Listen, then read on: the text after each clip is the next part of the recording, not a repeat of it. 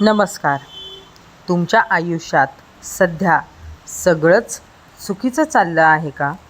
एक समस्या संपत नाही तोपर्यंत दुसरी येते आणि तुम्ही विचार करता, माझ्याबरोबरच असं का होतं? पण जर मी सांगितलं की कधीकधी मोठी इच्छा पूर्ण होण्याआधी आयुष्य आपल्याला मजबूत बनवत असतं.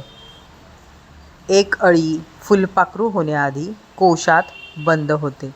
त्या काळात तिला वाटत असेल सगळं संपलं, पण खरं तर तिचा नवीन जन्म सुरू असतो. आपल्यालाही कधी नोकरी जाते, कधी नातं तुटतं, कधी योजना फसवतात आणि आपण समजतो सगळं संपलं. पण काही महिन्यांनी मागे वळून पाहिल्यावर लक्षात येतं की त्या कठीण काळामुळेच आज आपण इथे आहोत. तो संयम शिकवतो, धैर्य शिकवतो, स्वतःवर विश्वास ठेवायला शिकवतो आणि खरंच कोण आपलं आहे हेही दाखवतो.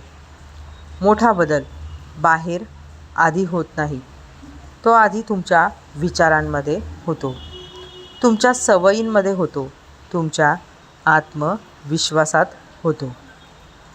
म्हणून जर आज आयुष्य कठीण वाटत असेल तर लगेच हार मानू नका.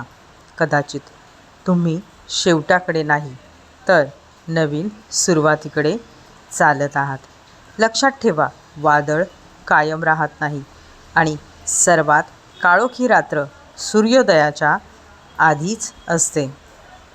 तुम्ही सध्या कोणत्या संघर्षातून जात आहात?